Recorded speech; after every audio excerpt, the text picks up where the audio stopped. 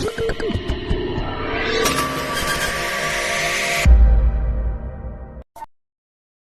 91. Cinta perjodohan suamiku. Hari berganti hari. Bulan pun berganti bulan. Hari ini sudah genap 5 bulan Ayla pergi meninggalkan Rian. Seharusnya jika Rian menerima gugatan cerai yang Ayla layangkan. Mereka sudah resmi berpisah 2 bulan lalu. Sesuai perjanjian mereka sebelum menikah. Yang akan berpisah setelah 1 tahun. Namun siapa sangka, jika keduanya malah saling jatuh cinta. Hanya saja Rian telat menyadari perasaannya sendiri. Karena biasanya dia hanya mengira jika rindunya terhadap Ayla, hanya sebagai seorang sahabat. Namun setelah Ayla lelah dan mulai berhenti memperjuangkan cintanya. Barulah Rian menyadari jika dia juga sangat mencintai Ayla. Dan karena Rian menolak keras semua gugatan itu, Ayla masih tetap menjadi istrinya sampai saat ini. Dengan alasan sekarang Ayla sedang mengandung anaknya. Jadi pihak dari pengadilan masih memberikan Rian dan Ayla waktu. Semenjak lulus dari kuliahnya, Rian hanya fokus dengan pekerjaan di perusahaan saja. Terkadang jika di akhir pekan, Rian menginap di rumah orang tua maupun mertuanya. Sama persis ketika dulu Ayla yang bergantian berkunjung ke rumah kedua orang tua mereka. Saat Rian meninggalkan Ayla dulu. Dan sekarang posisi itu Rian lagi yang mengalaminya. Tok, tok, masuk. Sahut Rian dari dalam kantornya. Ada apa em?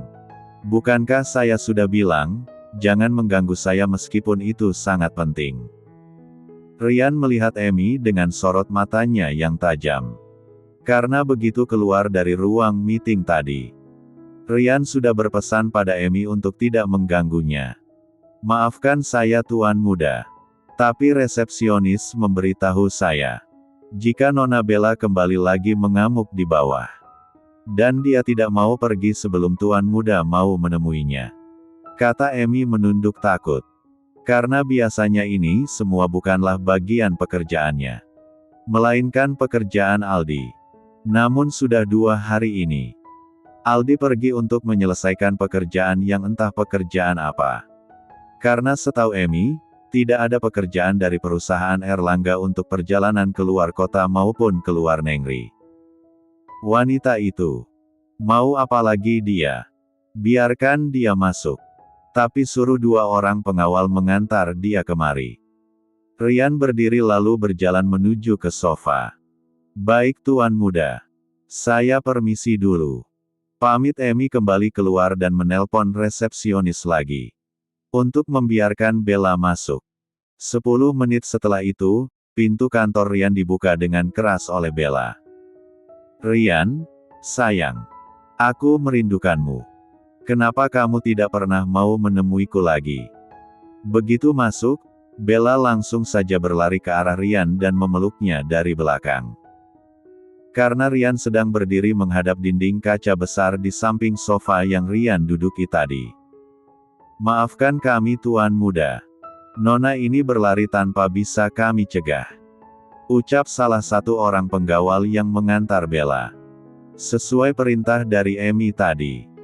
Tidak apa, kalian tunggulah di luar dulu. Saya akan bicara dengannya.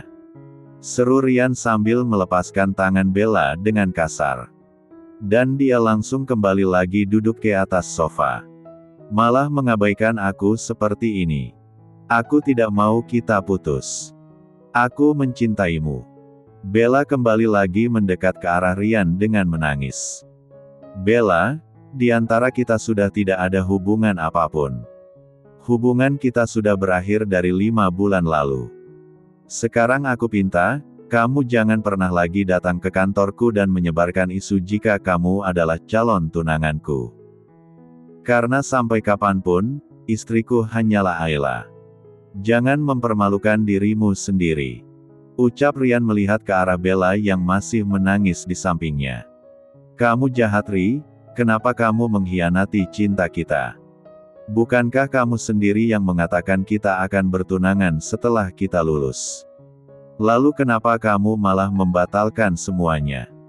Tangis Bella tanpa menyadari kesalahan yang sudah diperbuatnya. Cih, cinta kita. Aku akui jika aku memang sudah mengkhianati hubungan kita Bella.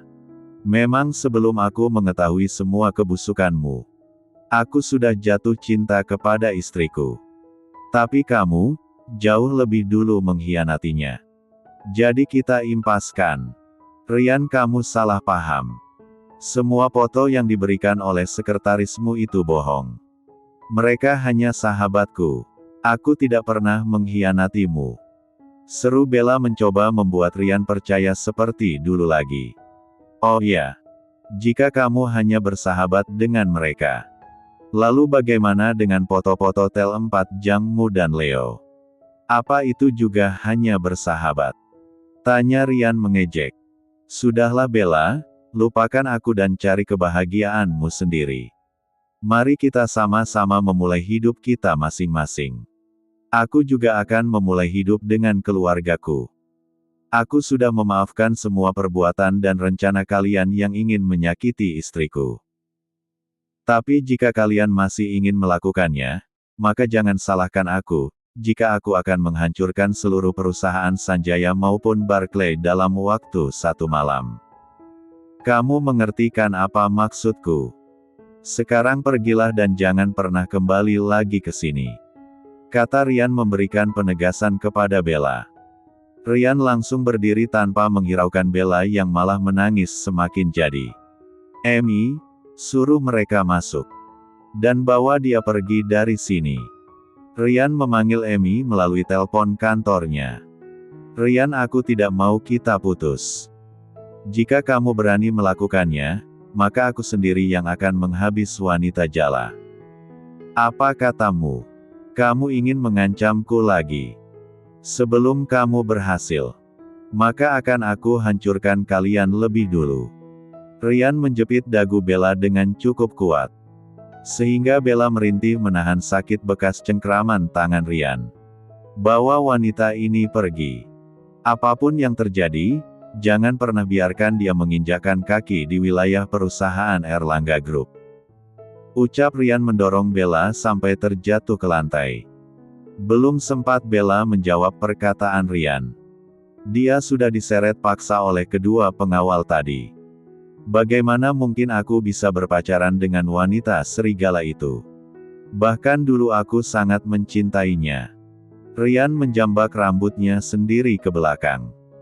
Merasa benar-benar bodoh tidak bisa membedakan mana gadis yang baik dan buruk. Dear Rian, iya Al. Apa kalian sudah berhasil? Rian mengangkat telepon dengan penuh harapan.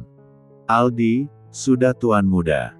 Sekarang kami sudah menemukan tempat Nona Ayla. Ternyata benar dugaan kita. Tuan Besar membawa Nona ke villa keluarga Erlangga sendiri. Jawab Aldi dari pulau tempat Ayla berada. Rian, ternyata lebih pintar Papa daripada kita. Kita sudah berhasil dikecoh oleh Papa selama 5 bulan ini. Aldi, sekarang juga siapkan penerbangan. Aku akan berangkat sekarang. Rian langsung mematikan teleponnya sebelum Aldi menjawab. Ayla, aku akan membawa kalian kembali ke rumah kita. Akhirnya setelah sekian lama, aku menemukanmu. Liri Rian meneteskan air mata bahagia dan juga kembali terduduk di atas sofa. Karena mendapatkan berita ini, kaki Rian rasanya mendadak tidak bisa digerakkan. Sungguh Rian merasa tidak berdaya. Sebab sebentar lagi dia akan bertemu dengan istri yang sangat dirindukannya selama ini. Bab 92. Sekarang Rian sedang dalam penerbangan MENUNJU ke luar pulau tempat salah satu villa milik keluarganya. Selama ini Rian tidak pernah berpikir jika papanya akan menyembunyikan Ayla di villa yang dia sendiri tidak pernah ke sana. Karena dari yang dia dengar, villa ini sangat jauh dari kotanya. Boleh dikatakan tidak menarik dari villa milik mereka yang lainnya. Jadinya Rian dan Aldi malah berpencar mencari sampai keluar Negeri. Mereka kira Tuan Harry akan menempatkan Ayla di villa yang terkenal atau apartemen mewah lainnya. Akan tetapi Tuan Harry lebih pintar dari mereka berdua. Hanya 1,5 jam, pesawat yang Ryan naiki sudah mendarat sempurna di bandara yang ada di pulau kecil itu. Begitu keluar dari pesawat, Aldi sudah menunggunya di sana. Begitupun dengan mobil yang akan mengantar mereka ke villa tempat Ayla berada sekarang. Apakah Tuan Muda baik-baik saja? Kenapa Anda terlihat semakin gelisah dari biasanya? Padahal sebentar lagi Tuan Muda akan bertemu dengan Nona Ayla. Tanya Aldi membukakan pintu mobil untuk Ryan. Entahlah, mungkin karena aku terlalu bahagia. Karena sebentar lagi aku akan bertemu dengan istri dan kedua calon anakku. Elak Ryan yang tidak mau Aldi mengetahui ketakutan di dalam hatinya. Sebab selama dalam perjalanan tadi Ryan benar-benar gelisah. Takut jika Ayla menolak kedatangannya. Ryan takut jika sampai Ayla menolak untuk bertemu dengannya. Intinya Ryan merasa takut yang melebihi ketika dia kehilangan tanda besar di perusahaannya. Mendengar jawaban Ryan yang masuk akal, Aldi hanya memerintahkan pengawalnya untuk langsung menjalankan mobilnya. Di dalam perjalanan berbagai kata-kata sudah Ryan susun di dalam memori pikirannya. Agar nanti ketika bertemu Ayla dia tinggal melafalkan kata-katanya saja. Oh ya Tuan Muda. Beberapa hari yang lalu, Tuan Vino, Nona Sari dan Tuan Nando baru pulang dari sini. Hampir 1 bulan sekali mereka memang mengunjungi Nona Muda. Kami sudah memeriksa semuanya. Ucap Aldi memperlihatkan HP miliknya sebagai bukti. Itu sudah pasti. Mereka pasti bekerja sama dengan Papa. Hanya dirimu saja yang statusnya Papa gantung. Ceritanya orang kepercayaan Papa, tapi kemana Papa membawa istriku kamu tidak diberitahu. Cebik Ryan kepada Aldi dan mengembalikan lagi HP miliknya. Mendengar ucapan Ryan membuat Aldi rasanya ingin melemparkan saja Tuan Mudanya itu keluar dari mobil. Padahal Tuan Harry tidak memberitahu Aldi karena Tuan Mudanya itu. Dasar Tuan Muda durjana. Statusku digantung juga kan karena aku setia kepada Tuan Muda. Jadinya Tuan Harry berpaling ke yang lain, sungut Aldi di dalam hatinya. Apa ini tempatnya? Ryan kembali berbicara. Iya Tuan Muda. Sebentar lagi kita akan sampai ke wilayah villa. Tapi penjagaannya di sekitarnya sangat ketat. Jika saja tadi saya tidak menelepon Tuan Harry mungkin saja kepala saya sudah ditembak oleh mereka. Apa kamu memberitahu Papa jika aku sudah mengetahui tempat istriku? Aldi kamu ini yang benar saja. Bagaimana jika Papa kembali memindahkan Ayla? Kesal Ryan. Tuan Muda tidak perlu khawatir. Karena Tuan Harry tidak akan melakukan itu. Beliau mengatakan biarkan saja Anda menemui Nona. Tapi apabila Nona Muda menolak untuk bertemu dengan Anda, maka jangan pernah memaksanya. Kata Aldi melihat raut muka Ryan yang langsung berubah murung lagi. Itulah yang aku takutkan. Bagaimana jika Ayla tidak mau bertemu denganku? Seru Ryan kembali tidak tenang. Pengawal yang membawa mereka membunyikan klakson mobilnya ketika melewati pos penjagaan pertama. Dan para penjaga yang memang sudah mengetahui kedatangan Tuan Muda mereka itu pun membuka palang pintu pertama. Dan begitulah selanjutnya sampai mobil mereka melewati pos yang kelima. Yaitu pos penjagaan terakhir. Kita sudah sampai Tuan Muda. Apa Anda ingin turun sekarang? Aldi bertanya sebelum membukakan pintunya. Suara Aldi menyadarkan Ryan dari lamunannya tadi. Menyadari sudah tiba ke tempat tujuan. Ryan langsung saja turun dengan terburu-buru. Karena meskipun Ryan takut jika Ayla tidak mau bertemu dengannya. Namun rasa rindu Ryan lebih besar dari rasa takutnya itu. Begitu melihat kedatangan Ryan, para pelayan langsung menyambutnya dengan sopan. Namun Ryan hanya diam saja ketika para pelayan menawarkan ingin makan dan minum apa. Karena yang ada di pikirannya hanyalah Ayla. Ayla dan Ayla, yang lainnya Ryan tidak peduli lagi. Di mana dia? Di mana istriku? Suara pertama yang Rian keluarkan. Setelah tadi hanya suara Aldi yang menjawab semua pertanyaan para pelayan di sana.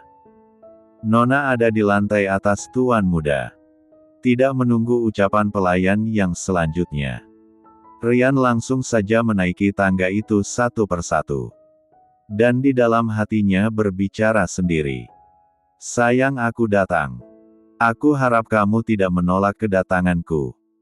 Aku sangat merindukanmu, aku juga belum pernah melihat seperti apa dirimu setelah mengandung anak kita. Tes. Tidak sengaja. Rian meneteskan air matanya sambil menaiki tangga. Rasanya dia begitu malu untuk bertemu Ayla.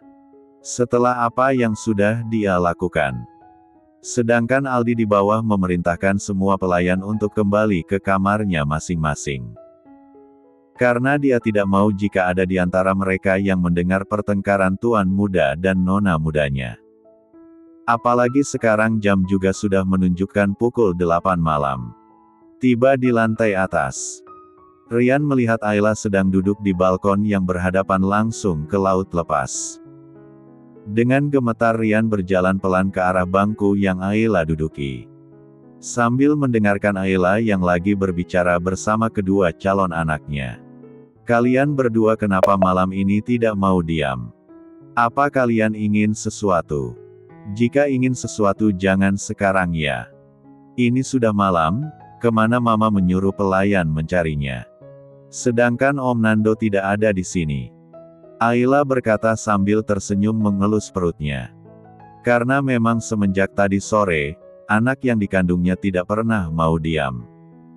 Mereka bergerak tidak ada hentinya. Mendengar semua ucapan Ayla dengan bayi dalam kandungannya. Rian bagaikan terpukul sendiri. Ya Tuhan, sudah 7 bulan istriku mengandung. Satu kali saja aku tidak pernah ada untuknya dan kedua calon anak-anakku. Suami dan ayah seperti apa aku ini?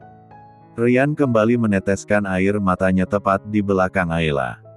Namun ketika Rian ingin memeluk Ayla dari belakang, Aylanya malah berdiri. Dek, Rian. Tidak mungkin dia, pasti aku sedang berhalusinasi. Ayla mengeleng-gelengkan kepalanya. Menampik pikirannya sendiri. Ayla, sayang ini aku. Aku datang menjemput kalian. Rian langsung saja memeluk Ayla dan menangis. Sebelum Ayla mengucapkan sesuatu. Pergilah, aku mohon. Aku tahu jika ini hanya halusinasiku saja. Jangan pernah bayanganmu juga ikut menyakiti anakku. Sudah cukup kamu yang menyakitiku Rian. Pergi dari sini. Aku tidak mau lagi melihatmu. Ucap Ayla ikut menangis. Karena ini memang bukan kali pertamanya melihat bayangan Rian datang menemuinya. Setelah mendengar ucapan Ayla, Rian melepaskan pelukannya dengan perlahan.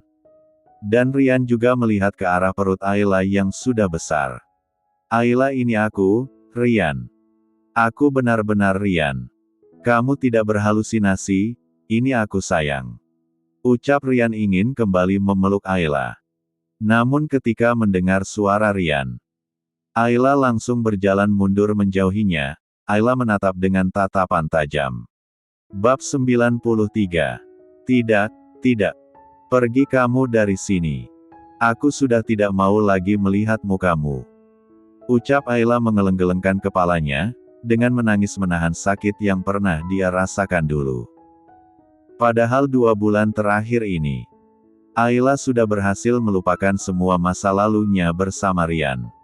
Tapi begitu bertemu Rian kembali, nyatanya luka itu masih ada dan belum sembuh. Sayang, maafkan aku. Aku tahu aku bersalah dan tidak ada maaf untuk lelaki brengsek sepertiku. Tapi aku menyesal, Ay. Aku mohon maafkan aku. Aku tidak bisa hidup tanpamu, tanpa kalian.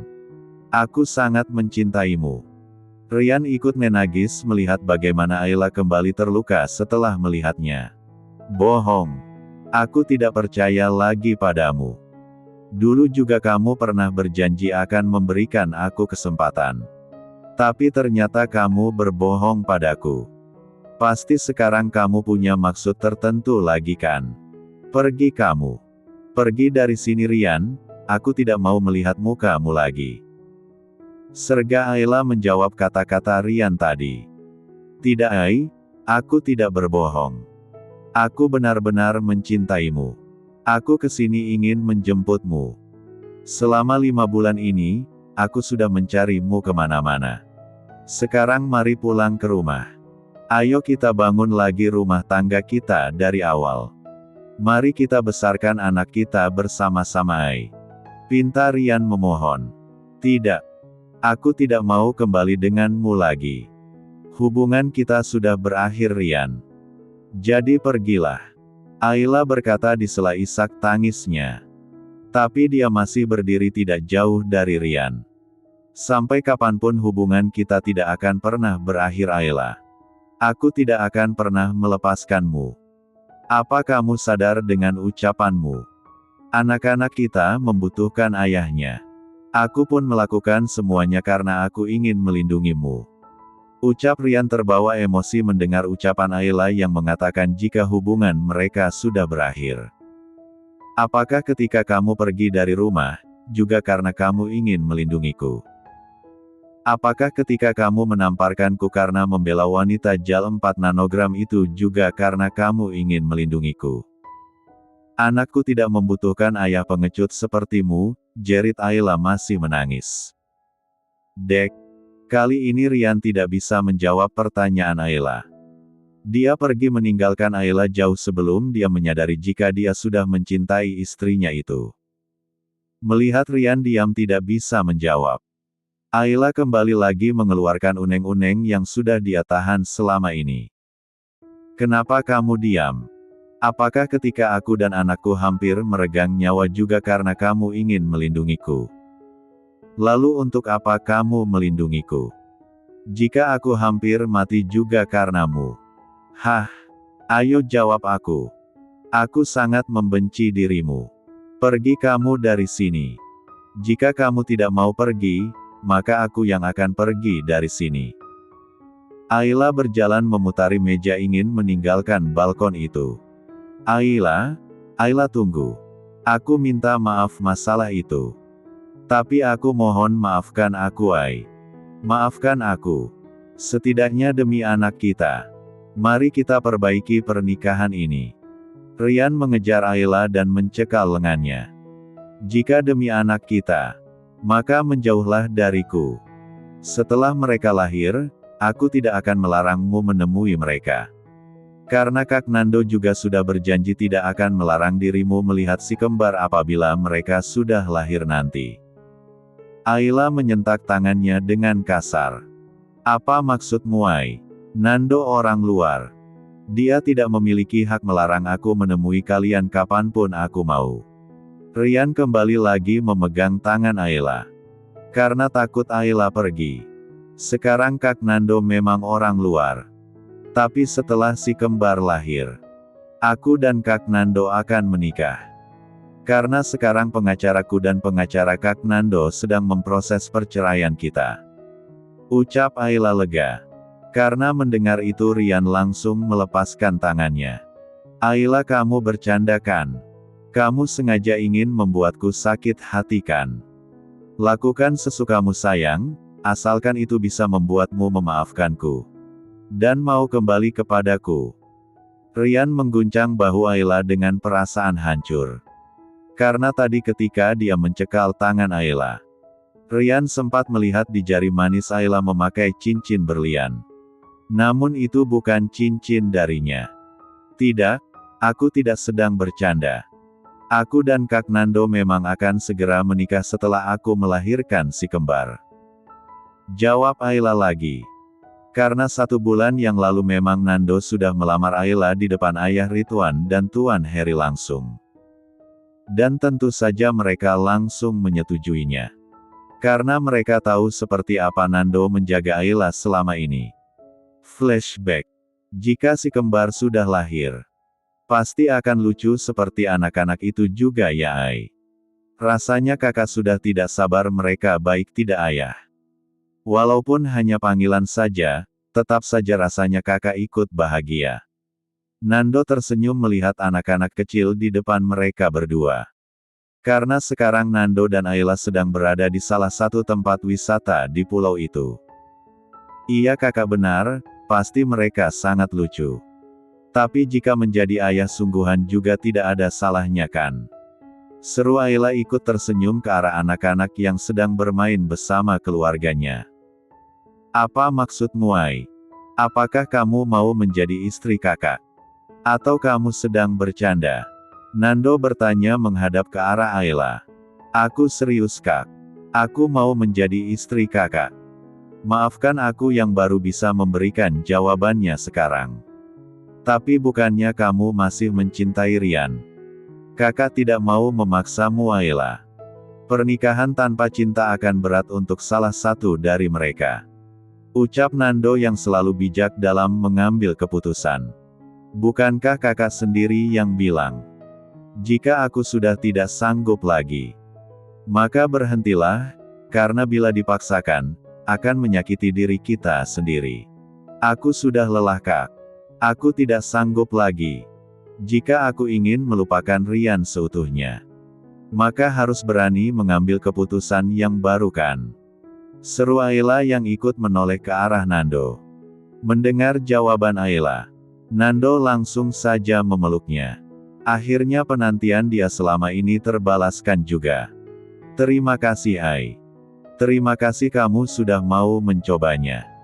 Tapi bila kebahagiaanmu bukan bersama kakak, maka kakak tidak akan mau memaksamu.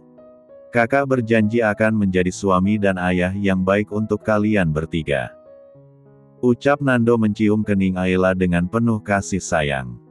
Mendengar cerita Ayla, dunia Rian hancur saat itu juga. Karena kesalahannya yang tidak mempertimbangkan perasaan Ayla. Sekarang dia harus membayar mahal untuk itu semua. Hari ini Rian telah kehilangan kesempatan untuk kembali membangun keluarga kecilnya. Karena setelah anak mereka lahir nanti, Ayla akan menikah dengan Nando mantan sahabat kecilnya. Bab 94. 2 hari sudah Rian berada di pulau tempat Ayla.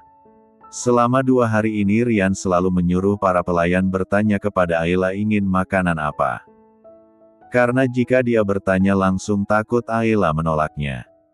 Malam itu perdebatan mereka berakhir dengan ucapan Ayla yang mengatakan, meskipun mereka berpisah, tapi mereka berdua masih bisa berteman. Karena awalnya perjanjian konyol itu pun dengan berteman juga. Sehingga mereka berdua akhirnya sama-sama jatuh cinta dan saling menyakiti hati masing-masing. Dan Rian tidak bisa memaksakan kehendaknya sendiri. Karena Rian sudah tahu seperti apa sifat Ayla apabila dia sudah kecewa. Namun sayangnya, ketika Rian mengambil keputusan untuk mempertahankan Bella demi keselamatan Ayla, dia melupakan pesan dari ibu mertuanya yang memang sudah sering memperingatinya. Sehingga dia tetap berlanjut menyakiti Ayla seperti awalnya pernikahan mereka. Sebetulnya di sini tidak ada yang salah. Yang salah adalah perasaan yang tiba seiring berjalannya waktu. Sekarang, mereka sedang berada di meja makan yang sama. Tapi ada yang berbeda.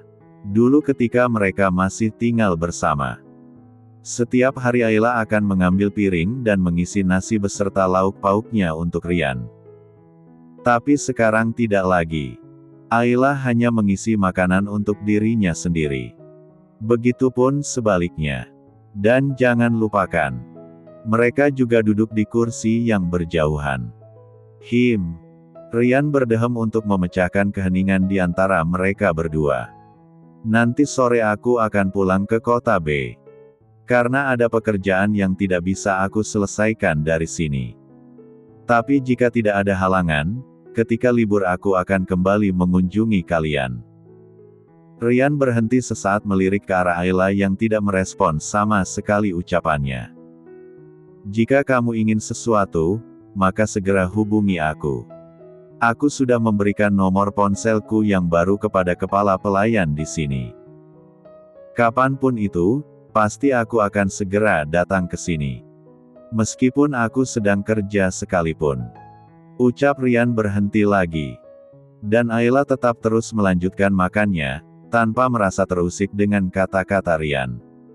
Melihat reaksi Ayla, Rian hanya tersenyum miris di hatinya. Dan hanya berpikir, mungkin ini adalah balasan para pembaca novel atas sikapnya yang sudah mengabaikan Ayla dulu. Baiklah, habiskan saja makananmu. Aku akan bersiap-siap. Karena jam 3 nanti, pesawatku berangkatnya. Rian langsung berdiri sambil mendorong kursi yang dia duduki tadi ke belakang. Karena Rian sudah tidak berselera lagi untuk melanjutkan makan siangnya. Ketika Rian sudah mulai menjauh dari meja makan, barulah terdengar suara Ayla. Hati-hati di jalannya nanti. Dan kamu tidak perlu repot-repot datang ke sini. Apalagi hanya untuk memenuhi keinginanku. Karena di sini sudah banyak pengawal dan pelayanan yang akan memenuhinya. Ayla berbicara dengan tidak mengalihkan pandangannya dari piring yang ada di depannya. Sedangkan langkah Rian berhenti di tempat dia berdiri. Dan hanya menghembus nafas kasar yang bisa Rian lakukan ketika mendengar ucapan Ayla. Terima kasih. Jawab Rian singkat dan kembali lagi melanjutkan langkahnya untuk menuju ke kamarnya yang berada di lantai atas juga. Ayla, ternyata hatimu benar-benar sudah tertutup untukku. Maafkan aku sudah banyak memberikan penderitaan untukmu. Tapi aku tidak akan pernah menyerah begitu saja. Aku akan berjuang untuk mendapatkan kalian kembali.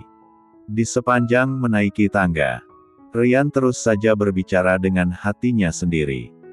Penuh tekad yang kuat untuk mendapatkan hati Ayla lagi. Tidak berbeda jauh dengan Rian. Ayla pun juga berbicara di dalam hatinya juga. Rian, maafkan aku. Aku tidak mau karena kembali bersamamu, anak-anak kita akan kembali tersakiti. Mulai saat ini, mari kita jalani hidup kita masing-masing. Setelah mengucapkan kata-kata itu, Ayla pun ikut pergi dari meja makan. Dan Ayla berniat pergi ke tempat desain pakaiannya yang ada di sebelah villa.